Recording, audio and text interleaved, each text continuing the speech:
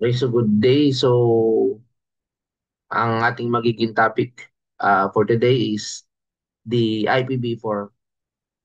No, so what is IPv4? Ang sabi nga natin, pag sinabi nating IPv4, yan ay merong 32 bits of 1 and 0. Now, pag sinabi nating 32 bits ng binary logic 1 or 0, ito yung language na naiintindihan ng computer or the computer understands. So we call it binary dotted notation, no? Pag naman sa human we call it decimal dotted notation, no? So ang IPv4 bukod sa ito ay nagko-contain ng 32 bits, meron itong 4 bytes. Consists of 4 bytes, no? And 4 octets or 4 octets. Okay. So kung titira natin mabuti, for example, 192.168.1.100. Ito yung tinatawag natin na decimal dotted notation. Okay, that is the decimal dotted notation. No? So ito yung naiintindihan natin. But the computer does not understand it. So it must be converted to binary. No? Because the binary language is the only language, no, na naiintindihan ng computer. So let's say we need to convert this in 32 bits that the 32 bits composed of 4 bytes or 4 octets. This is the each octet consists of 8 bits. So each octet consists of 8 bits. Okay, so let's say for example, 1, 2, 4, 8, 16, 32, 64, 128. So anything that will sum up to 192, so 128 saka 64, yun yung 192. Then the rest ay 0. Okay? So sana naintindihan yung part na yan, no? How about this one? 168. So ganoon din, 128, 64, 32, 16, 8, 4, 2, and 1. So anything na magkasama up to 168, 128. Ang 128 sa 164 ay 192, so hindi po pwede. But yung 128 sa 32 po pwede. Sa 8, so 8 na lang kailangan ko sa 1, the rest are 0. Okay, ang 1 naman, so 128, 64, 32, 16, 8, 4, 2, and 1. So ito yung 1. Siyempre, 1 yun eh. Then the rest ay 0. Okay. So then finally, we have 128, 64, 32, 16, 8, 4, 2, and 1. So basically, ang 100, kung sa 128, 0, 64 po pwede. 64 sa 32, 74, 84, 94, 96. So kailangan ko na lang 4. So ito yung magwa 1. Then the rest ay 0. So if you will count all of these, yan ay 32 na may tag 8. Ito pala yung first octet. This is the first octet. Okay. And then ito naman yung tinatawag din na binary dotted notation. Okay, no? So again, ito yung naiintindihan ng computer. But for us humans, it will be difficult for us to recall of the 32 bits. Kaya kino-convert natin to decimal so that we can fully understand. You can easily recall yung mga IP addresses. Again, ang IP addresses, Internet Protocol address, that is a unique address for every network device or end devices. So, it cannot be replicated. So, hindi mo na pwedeng gamitin pag ito ay nagamit na sa isang network. Okay. Now, ang IPv4, kung titingnan natin yung number of yung possible users, yan ay 2 raised to 32. Approximately, nasa 4 billion plus yung kaya niyang i-handle ng mga devices. So, imagine that range. But still, it's not yet sufficient. Because imagine if each person has 5 or more gadget. So, 4 billion will not be sufficient. Imagine ang tao sa buong mundo, although not 7 billion or 8 billion people are not internet users, but increasing ang number.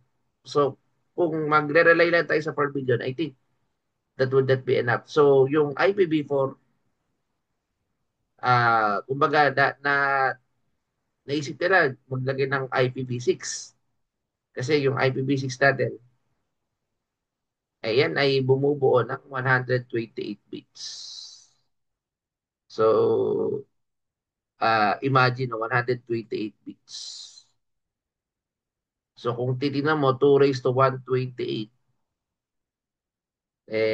unimaginable, no? Level ng number of users yung kaya niyang i-cater.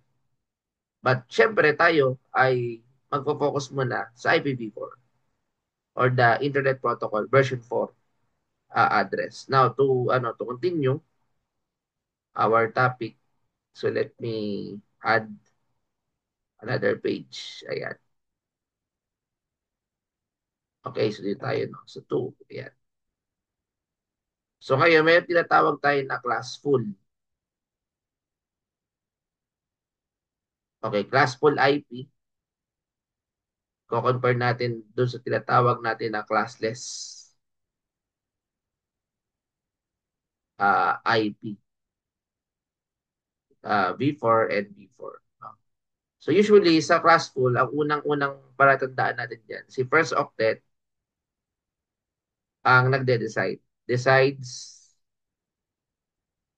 the network. Yan yung una. Pero si classless ang nagde-decide kung ano ang network, si subnet mask. The subnet mask determines the network. So, hindi lang 'yun, no? Sabi nga, meron pa tayong ibang ano diyan, bukod sa first octet. Dito naka-classify, no? Yung kumbaga ito, fixed yung number of available hosts. Later I will be discussing, no? Ano ba yung mga fixed number of users. Okay, unlike kay classless na nagba-vary. May vary a number of available hosts. Pero it depends on the subnet mask. Then we have a default mask. Ibig sabihin, naka-fix ang ating subnet mask. Okay, so now, ano ba yung default mask? Ito kasi, we call this subnet mask na nagbabaris. So, ibig sabihin, pwedeng hindi, kumbaga, wala tayong naka-fix na subnet mask, no? Now, if we will study to sa class full, meron kasi yung mga classes. Merong class A, class B, class C. Ito yung common na ginagamit. Okay, ito yung first octet. So basically, kapag class A, nasa 1, 1 hanggang 126, no? Kasi yung 127 ay reserve. Then sa Class B naman, nag-start tayo ng 128 hanggang 191. Sa Class C, 192 hanggang 223. Okay, so pagdating ng D at E, meron kang 224 hanggang 240, 241 hanggang 254. No, yan yung common. Okay, so ngayon dito, ah meron tayong tinatawag na default mass. Ibig sabihin, ito talaga yung kanyang default mass. For Class A, we have 255.0.0.0. For Class B, we have 255.255.0.0. Actually, kung titinan mo, meron siya tinatawag na prefix length, no? Ang prefix length, no? Yung mga naka-slash, naka-fix din yan, no? So, kung ang prefix length ng Class A slash 8,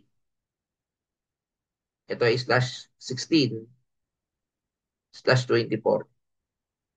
Ito ay 255.255.255.0. So basically, yan yung ano, yan yung tinatawag natin na default mask. Okay.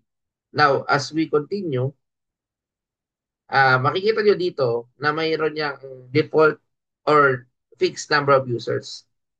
So sa fixed number of users, for Class A, for Class A, ang fixed number of users ni Class A, naka 2 raised to 24.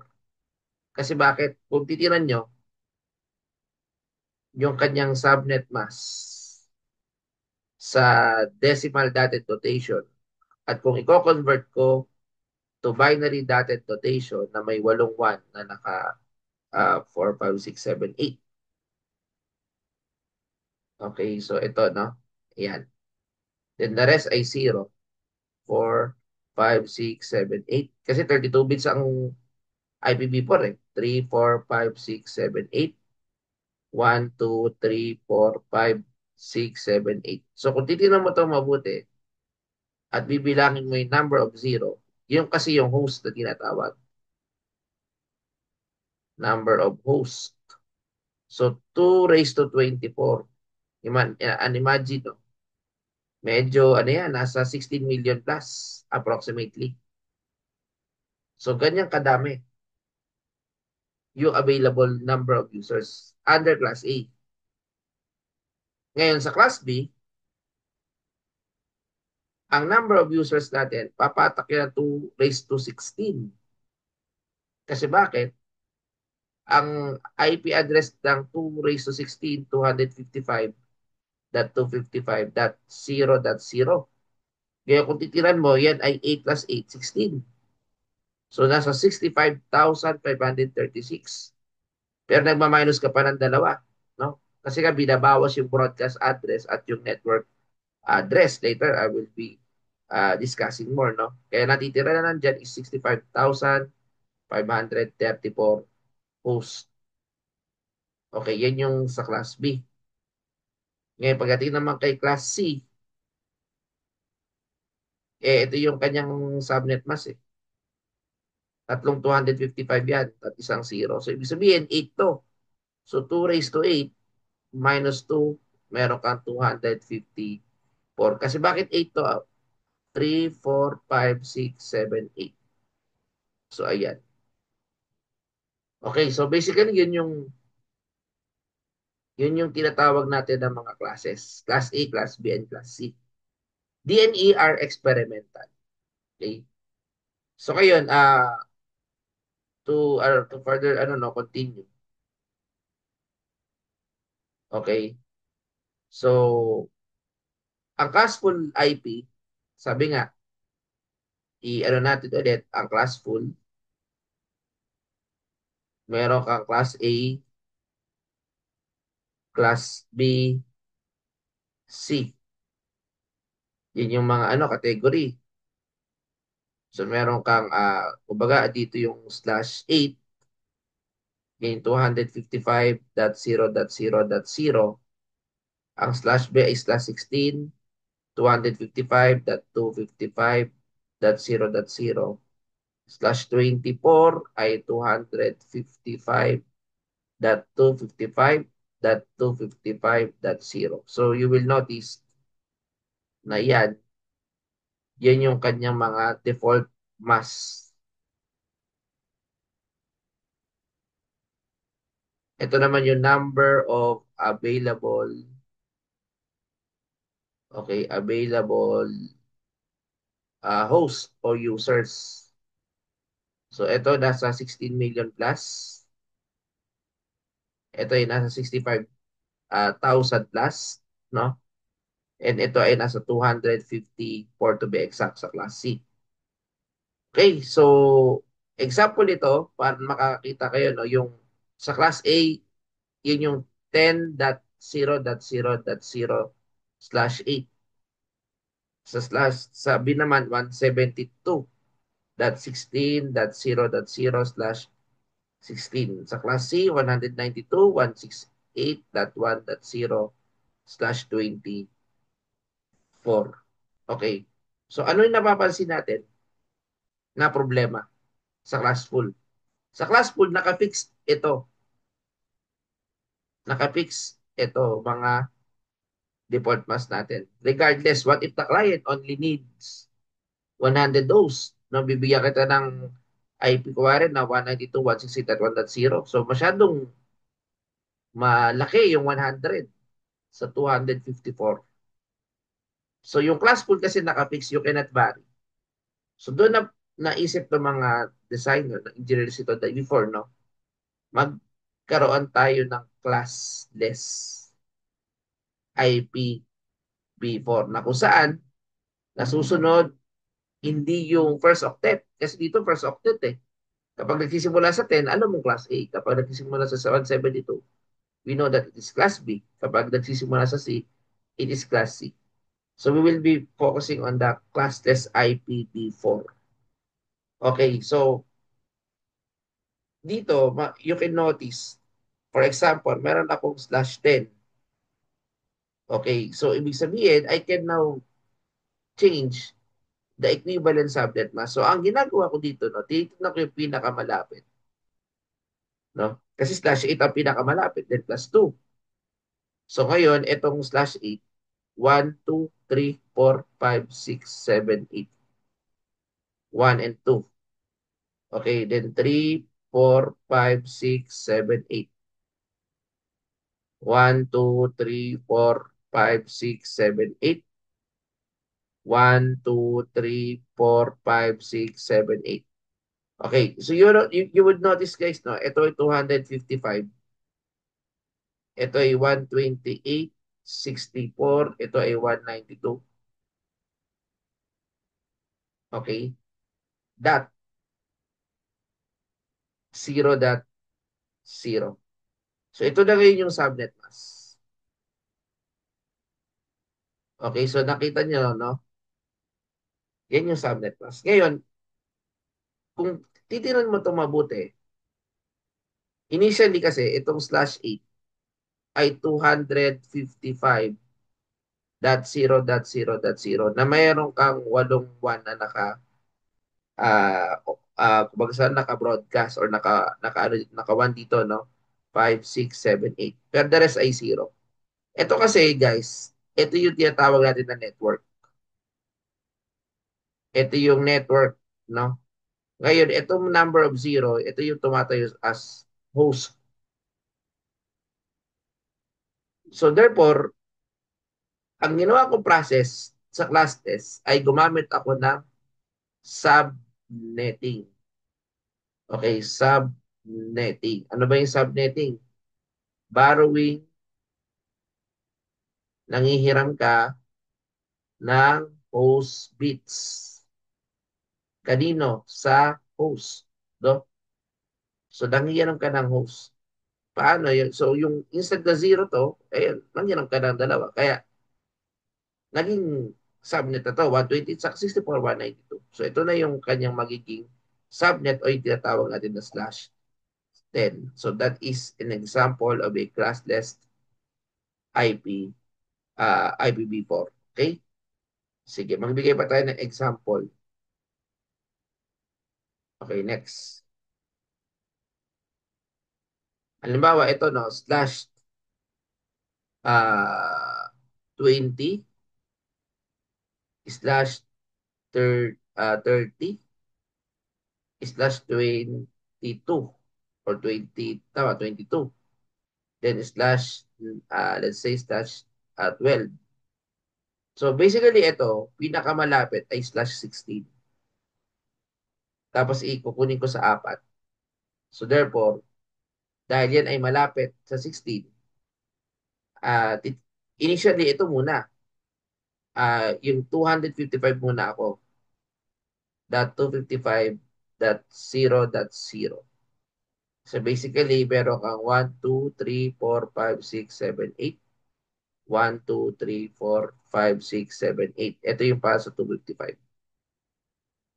Now, ito, 1, 2, 3, 4, 5, 6, 7, 8. 1, 2, 3, 4, 5, 6, 7, 8. Okay, so ngayon, gagamit tayo ng subnetting wherein we are borrowing bits from the host. Initially, ito yung host, yung number of zeros. No? Pero dahil ang kailangan natin ay 20, kung binilang mo ito ay 16, magbabaro ako ng 4. So, yun ay tinatawag na subnetting. So, magiging 1 to. Alam natin ito may 128, 64 ito, 32 saka 16. Pag inad mo yan, ito na yung magiging bagong subnet max. Okay, ito ay magiging 240.0 or uh, slash 20. So, yun yung magiging value. No? Kasi 128, 64 plus 32 plus 16. So, may 240 ka or slash 20. Okay?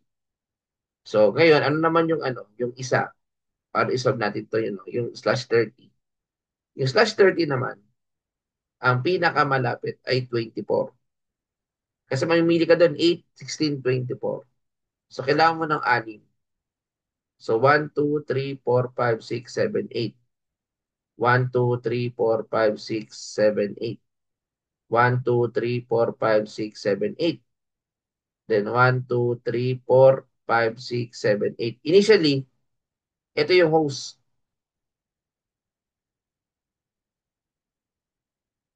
Okay, so kung titignan mo ito mabuti, 2 raised to 8 minus 2. Binabawas ko yung network address saka broadcast address. So magkakaroon ako ng 254 hosts. Pero we need to use subnetting kasi ang classless. So manghihiram ako ng 6. 2, 3, 4, 5, 6. So ito din yung number of ones na nag-subnetting tayo. So ito na yung matitira as host. Kaya mangyari, that would be 255. That 255. That 255. That 250. 2. So, ito na yung pinaka or slash 30. So, that is basically the slash 30. Okay? So, sana naiintindihan. Itong slash 22 naman, pinakamalapit is slash 16 plus slash 6. So, parang dito rin yan. Pero dito, maghihiram lang ako ng 6. So, i-ano natin. So, yung slash 22, slash 6 to. So, ibig sabihin, 1, 2, 3, 4, 5, 6, 7, 8. 1, 2, 3, 4, 5, 6, 7, 8. 1, 2, 3, 4, 5, 6, 7, 8. Then 1, 2, 3, 4, 5, 6, 7, 8. So initially ito 2 raised to 16. Pero dahil lang hiram ako ng 6, magsa-subnetting ako. 4, 5, 6. So magbabago yung bagong subnet pa ito.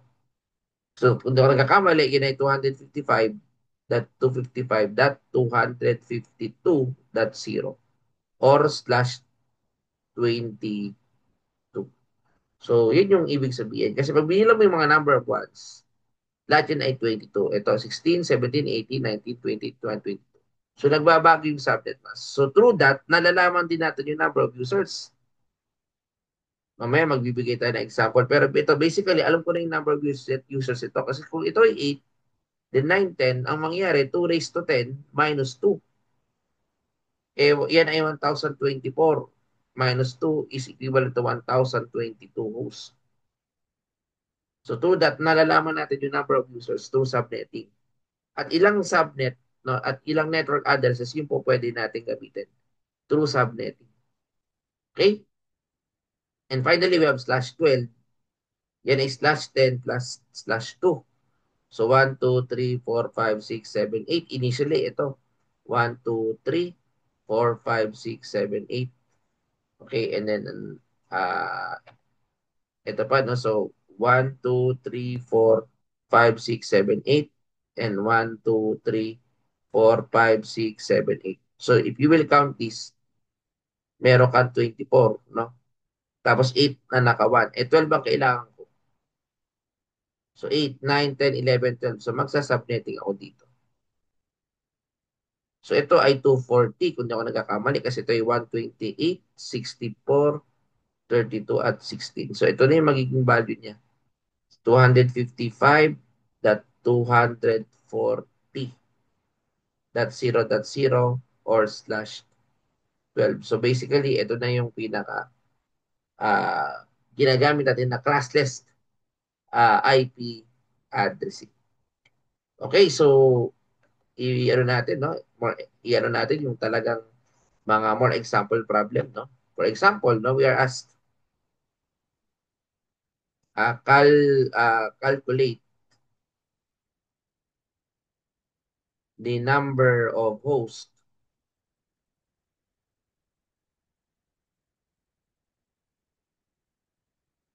okay? Number of subnets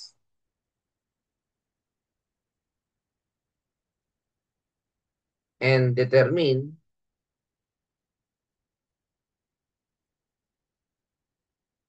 the subnet mask.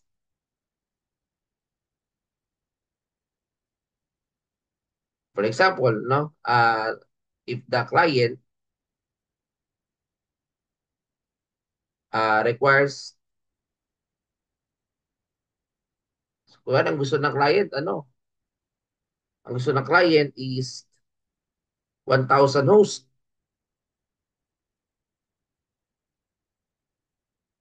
per subnet. Okay, so ito yung binigay, 172.16.0.0 slash 16. So initially, kung ito yung gagamitin ko, no, tingnan natin, no, itong 172.16.1, 2, 3, 4, 5, 6, 7, 8. 1, 2, 3, 4, 5, 6, 7, 8.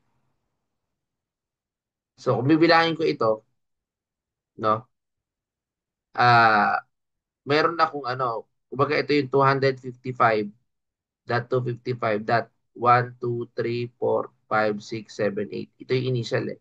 1, 2, 3, 4, 5, 6, 7, 8. So, ayan, no? So, ito, meron kang 2 raised to 16 minus 2. Meron kang 65,534 hosts. Okay, so, masyadong malaki eh, para sa 1,000 hosts. So, dito papasok yung tinatawag natin na subnetting. But, before we do that, we need to, so umpisa pwede kang kumuha ng table. Halimbawa, ito, no? Ito yung table na ginagamit kong technique. 1, 2, 3, 4, 5, 6, 7, 8, 9, and 10. So, meron kang 1, 2, 4, 8, okay, 16, 32, 64, 128, 256, 512, and 1,024. So, ang hinahanap naman dito is ano ba yung pinaka-closest to 1,000 users. So, alam natin, through this, ito yung number of hosts. Ito naman sa baba, number of subnets. So, ang given ay 1,000 hosts. So, meron kang 2 raised to 10 minus 2. Eh, 1022 na ito. Available host.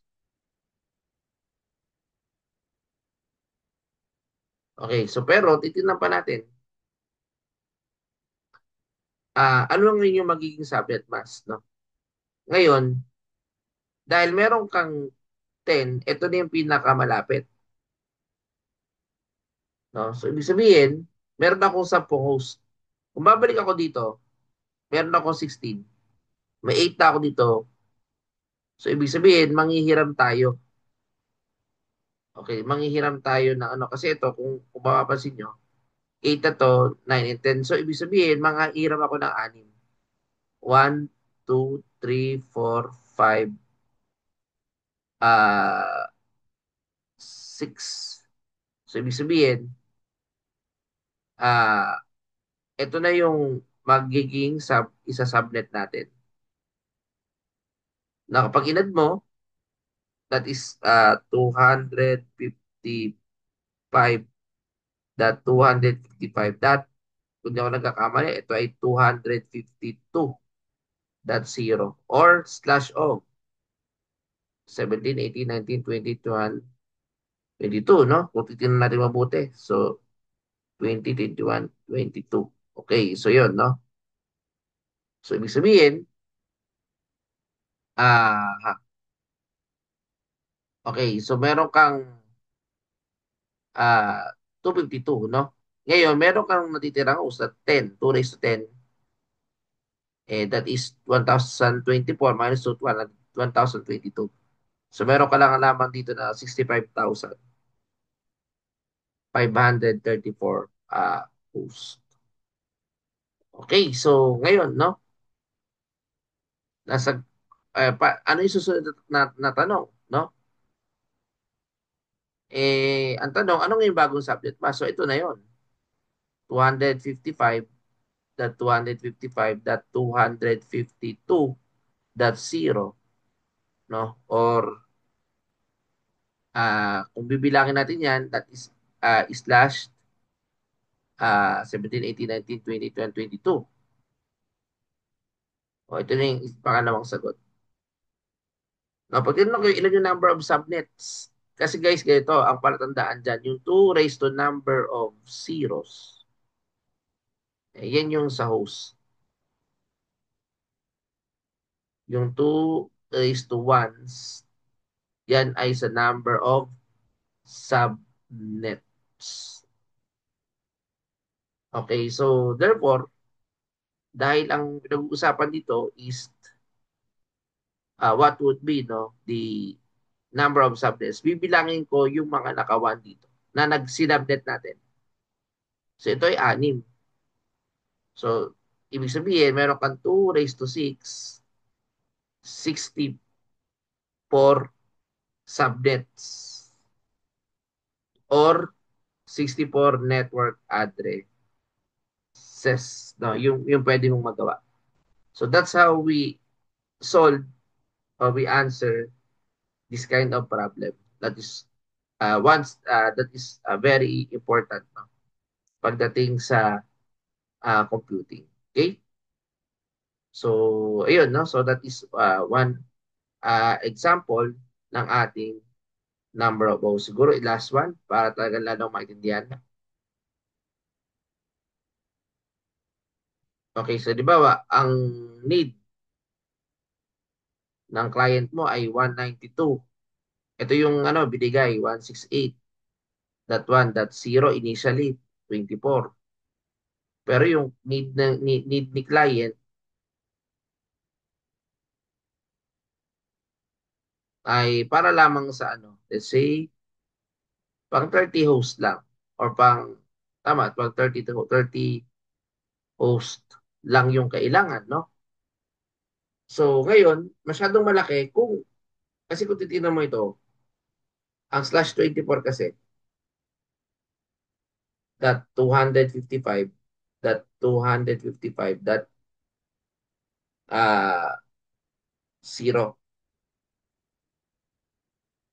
Ngayon, alam naman natin, ito, katumbas ito, 1, 2, 3, 4, 5, 6, 7, 8. 1, 2, 3, 4, 5, 6, 7, 8. 1, 2, 3, 4, 5, 6, 7, 8. So, ito yung kumbaga yung pinaka-network portion.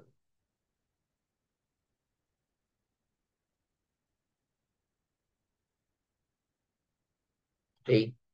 Tapos ito, 2, 3, 4, 5, 6, 7, 8. Ito naman, kumbaga sa ano, yung 1, 2, 3, 4, 5, 6, 7, 8.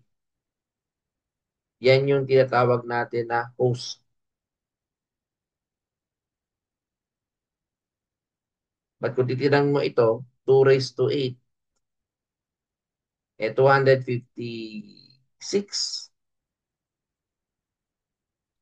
So, ngayon, kinakailangan natin alamin, ilan yung hihiramin. So, kung beginner ka, pwede kang gumawa ng table. Gaya ng ginawa natin. 1, 2, 3, 4, 5, 6, 7, 8, 9, and 10.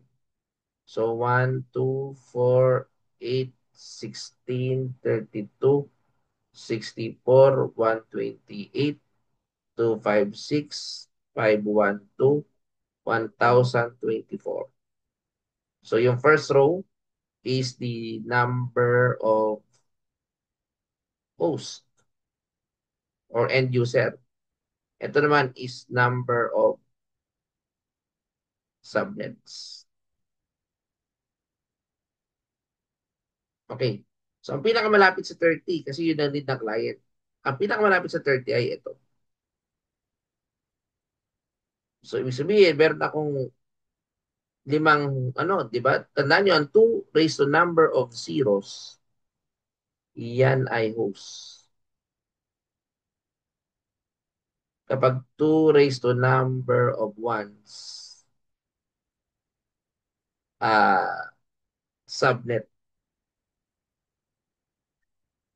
Okay, so now, dahil may host and formal na tayo ng subnet, malalaman na natin, no? Meron ka dito, kumbaga sa ano, manghihirap tayo. Ang subnetting is borrowing of bits from host bits. So, ibig sabihin, ito yung isa subnet ko. Okay, so magiging kung ito ay 128, 64, and 32. So, magkakaroon kang 255.255.255. So, pag inad mo ito, 224 or slash 20 for 25, 26, 27 or slash 27. Okay, ito na yung bagong subnet mask. Now, dahil dito, nakuha na natin, 5 yung host. So, 2 raised to 5 minus 2 is equivalent to 32 hosts. Okay. Now, si subnet naman, tatlo yung nakawan, 2 raised to 3, meron kang 8 subnets.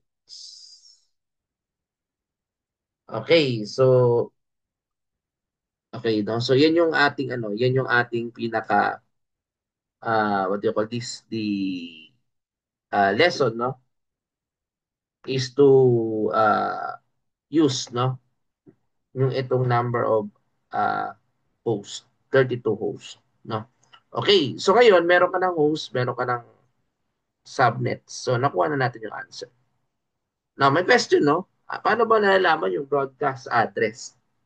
Una, alam mo dapat yung halimbawa ito, 192.168.1.0/24. Alam naman natin, kapag kinuha ko yung aking subnet mask, 1, 2, 3, 4, 5, 6, 7, 8. Ito yung host. Tandaan nyo, ang definition ng broadcast, sending data sa mga host. So, gagawin mo tong one lahat. Kaya, ang magiging broadcast natin ngayon, 192.168.1.255 no, slash 24. Yan yung ating magiging broadcast address. No? Okay? So, I hope this lesson is clear. More examples pa or more explanation pa. Paki-like, share, and subscribe, no? Yung ating naging topic. So thank you and God bless.